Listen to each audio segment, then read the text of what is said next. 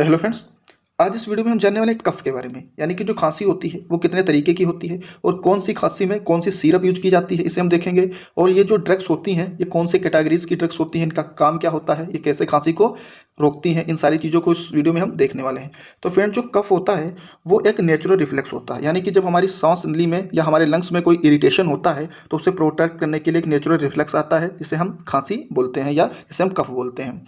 तो फ्रेंड्स, ये जो कफ होता है ये एक एक्यूट कफ होता है और क्रोनिक कफ होता है। यानी कि जब आपको खांसी 3 वीक से कम समय आते हुए हुआ है तो यानी कि वो एक्यूट की कैटेगरी में रखा जाएगा। क्रोनिक का मतलब होता है कि लंबे समय से आपको खांसी आ रही है, यानी कि 8 वीक से ज़्यादा टाइम हो गया है आपको खांसी आते हुए, तो उसे हम क्रोनिक कफ कंसीडर करते हैं।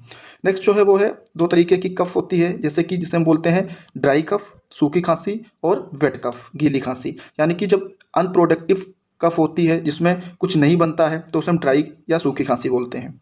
और जो प्रोडक्टिव कफ होता है जिसमें बलगम बनता है या फिर बोल सकते हैं स्पुटम बनता है, तो वो एक वेट कफ या गीली खांसी उसे बोला जाता है। तो 2 तरीके की खांसी होती हैं, ड्राई कफ और वेट कफ। नेक्स्ट हम यहाँ देख लेते हैं कि जो खांसी होती है, कफ होती है, उसके कारण क्या होते हैं। जैसे कि जब हमें गीली खांसी आती है, जो वेट कफ आती है, उसका कारण जैसे कि ब्रोंकाइटिस हो सकता है। जैसे कि जो ब्रोंक्यूल्स होते हैं, जो एयरवेज होते हैं, जो सांस को लंग्स में पहुंचाते हैं, एयर को लंग्स में पहुंचाते हैं, तो उसे हम ब्रोंकोस बोलते हैं। तो उसमें जब कोई इन्फ्लामेशन हो जाता है तो उस कंडीशन को हम ब्रोंकाइटिस बोलते हैं। इसमें ट्यूब्स नैरो हो जाती हैं और जो एयरवे होता है वो सही से वर्क नहीं करता है और सांस लेने में प्रॉब्लम्स होती हैं और हमें खांसी इस वजह से आने लगती है।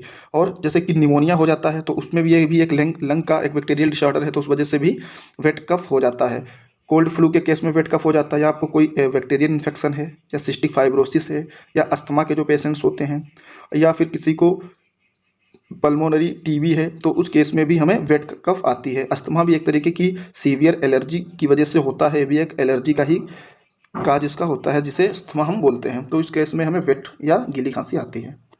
नेक्स्ट हम देखते हैं कि ड्राई कफ।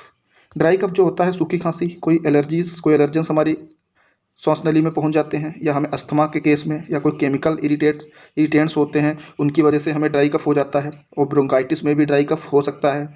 और जो एक होता है GERD, gastro oesophageal reflex disease, इसमें भी हमें सूखी खांसी देखने को मिलती है। और नेक्स्ट जो है वो है पोस्ट एनल ड्रिप, अपर एयरवेज कफ सिंड्रोम इसे बोलते हैं। इस केस में भी हमें सूखी खांसी आती है और कोविड की केस में भी हमें सूखी खांसी आती है। तो ये कुछ काजेस थे, कारण थे, जिनकी वजह से हमें वेट कफ या ड्राई कफ हो जाती है। नेक्स्ट हम यहाँ देख लेते हैं कि जो ड्रग शेड्यूल है, कौन सी ड्रग यानी कौन सी मेडिसिन किस तरीके की खांसी में यूज होती है और कौन से उसमें सॉल्ट्स होते हैं। जैसे जो फर्स्ट है वो है फेरेंजियल टोमुलसेंट्स, यानी कि यह एक तरीके की दवाइयाँ होती हैं। जैसे इसमें लोजेंजेस आते हैं, सिरप्स आते हैं, ग्लिसरीन्स आती हैं। जैसे कि जो लोजेंजेस होते हैं वो हमें बॉडी में उनको अंदर लेना नहीं होता है, वो हमें सिर्फ अपने मुंह में रख के उन्हें वहीं पे वो पिघल जाते हैं। जैसे कि आपने देखा होगा विक्स आती है, या फिर जो जैसे स्टेप्सिल्स आती हैं टेबलेट्स, मतलब एक टॉफी तरीके से ये होती हैं।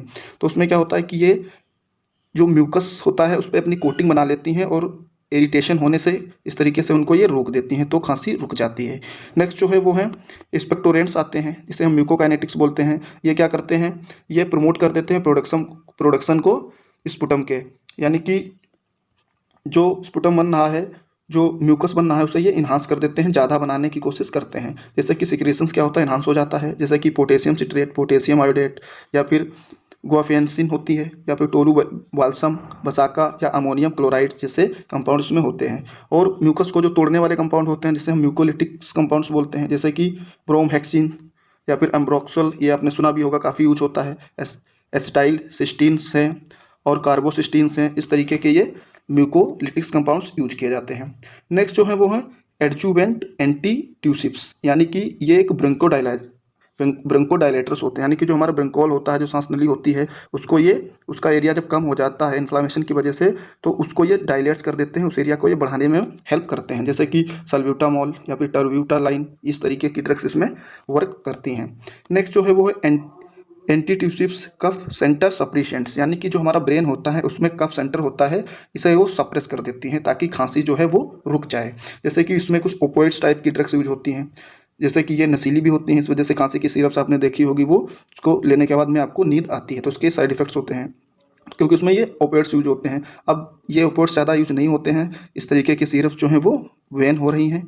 तो इसमें कोडीन होता है, या फिर इसमें इथाइल मॉर्फिन होता है, या इसमें फिर फोल्कोडीन होता है। तो ये कंपाउंड्स अपोइड्स में यूज होते हैं। कुछ होती हैं जो नॉर्कोटिक्स में भी आती हैं, जैसे कि नॉन अपोइड्स होती हैं, जैसे कि नोस्केपिन, डेक्स्ट्रोमिथॉर्फिन तो बहुत ही ज़्यादा यूज होती है ड्राई कफ में। या फिर एक होता है क्लोफिडियोन, तो ये भी यूज होता है। और एंटी हिस्टामिनिक्स यानी कि आपको जो एलर्जी होती है उस एलर्जी को ख़त्म करने के लिए एंटी हिस्टामिनिक्स जो ड्रग्स होती हैं यूज की जाती हैं, जैसे क्लोरफिनमाइन या फिर डाइफिनाइल हाइड्रामाइन, प्रोमिथाजाइन। इस तरीके की जो ड्रग्स यूज होती हैं वो एंटी हिस्टामिनिक ड्रग्स होती हैं। या फिर कुछ ड्रग्स हैं जैसे पल्मोनरी रिसेप्टर्स डिसेंसिटाइजर्स होती हैं, जो आपको जो पल्मोनरी में रिसेप्टर्स होते हैं जो उसमें ये प्रेजेंट होती हैं रिसेप्टर्स, उन पे ये वर्क करती हैं, जैसे कि प्रीनॉक्सीडाइजीन।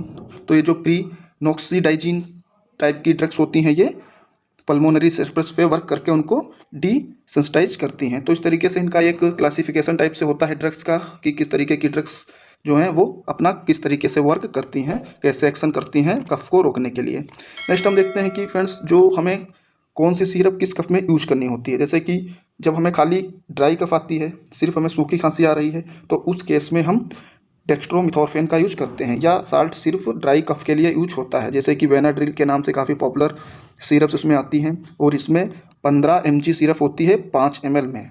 तो ये डॉक्टर्स पे डिपेंड करता है कि आपको कितनी सिरप लेनी है, क्योंकि ये भी सिरप्स जो नॉन OTC सिरप्स हैं वो आपको अपने खुद से नहीं लेनी होती हैं, क्योंकि इसके भी साइड इफेक्ट्स हो सकते हैं।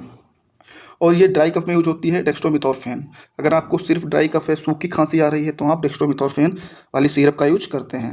नेक्स्ट जो है वो है, जिससे आपको अगर ड्राई कफ भी है, साथ में सूखी खांसी है और रनिंग नोज भी है, आपको जुकाम भी साथ में है, यानी जुकाम किस वजह से होगा, आपको एलर्जी की वजह से होगा, तो जो एंटी एलर्जिक ड्रग्स इसमें यूज करेंगे, जैसे कि आपको मैंने बताया था अभी क्लोरफिनरमाइन, तो इसमें क्लोरफिनरमाइन भी साथ में होना चाहिए। जैसे कि ड्राई कफ के लिए डेक्स्ट्रोमिथॉर्फेन और रनिंग नोज के लिए क्लोरफिनरमाइन साथ में होगा। तो इस कॉम्बिनेशन को यूज करेंगे जब आपको ड्राई कफ भी है और साथ में आपको रनिंग नोज भी है। तो इस तरीके से इसको यूज किया जाएगा आपको ड्राई कफ और रनिंग नोज के केस में, जब आपको दोनों होंगी। नेक्स्ट हम यहाँ देख लेते हैं कि जैसे आपको अगर ड्राई कफ है, रनिंग नोज भी है, साथ में कंजेशन भी है, यानी कि आपकी जो सांस लेने में दिक्कत या आपकी जो नाक है वो रुंध जाती है, सही से सांस लेने में दिक्कत होती है, तो इन केस में जिसे हम बोलते हैं ड्राई कफ, रनिंग नोज और कंजेशन भी है आपको, तो उस केस में हम 3 कॉम्बिनेशन यूज करते हैं। जैसे कि ड्राई कफ के लिए डेक्स्ट्रोमिथॉर्फेन, और रनिंग नोज जो आपको इरिटेशन हो रहा है एलर्जी की वजह से, तो उसमें क्लोरफिनरमाइन, और जो कंजेशन हो रहा है उसके लिए फिनाइल इफ्रीन यूज किया जाता है। तो ये कॉम्बिनेशंस में ड्रग्स आती हैं और ये बहुत ही ज़्यादा यूज होती है ड्रग्स, जैसे कि एम्ब्रोलाइड D+ के भी नाम से मार्केट में आती है, ये बहुत ज़्यादा पॉपुलर ब्रांड है। तो जैसे स्कोरेडिल D+ के नाम से भी मार्केट में ये आती है, जिसमें क्लोरफिनरामाइन और फिनाइल इफ्रीन और डेक्स्ट्रोमिथॉर्फेन जैसे साल्ट से मिलकर ये बनी होती है। नेक्स्ट जो है वो है वेट कफ के बारे में देखें। अगर आपको गीली खांसी आ रही है, बलगम वाली खांसी आ रही है, तो उस केस में आप जो ड्रग्स यूज करते हैं, जो सिरप्स यूज करते हैं, उसमें इस तरीके की ड्रग्स होती हैं, जैसे कि एम्ब्रोक्सिल होता है, उसमें ब्रोमहेक्सिन होता है, या फिर सोडियम पोटेशियम सिट्रेट्स के साल्ट उसमें होते हैं, या फिर गोनाफिन्सिन होता है। उसमें गोनाफिन्सिन जो होता है ये वेट कफ में ही यूज किया जाता है, जैसे कि ये यहाँ पे ब्रोग जिफ ऑफ के नाम से जो सिरप आती है, इसमें भी ये साल्ट यूज किया गया है। तो इस तरीके से अगर वेट कफ आपको आ रही है तो वेट कफ में ये सारे साल्ट यूज किए जाते हैं। और इसके साथ में वेट जब आती है तो उसमें क्या होता है, वेट कफ में जब म्यूकस ज़्यादा बनता है, स्पुटम बनता है, तो उस केस में जो सांस नली होती है वो उसमें इन्फेक्शन ज़्यादा हो जाता है, तो इस वजह से उसमें ऐड की जाती हैं जो दवाएं, वो होती हैं ब्रोंकोडायलाइजर्स, यानी कि जो ब्रोंक्योल हमारा होता है उसे ये डायलेट कर देती हैं, उसके एरिया को बढ़ा देती हैं, ताकि सही से सांस आ सके और कफ को कंट्रोल किया जा सके। तो ये ब्रोंक्योडायलेटर्स यूज किए जाते हैं, जिसमें कि टर्ब्यूटालिन होता है, सल्ब्यूटामॉल होता है, और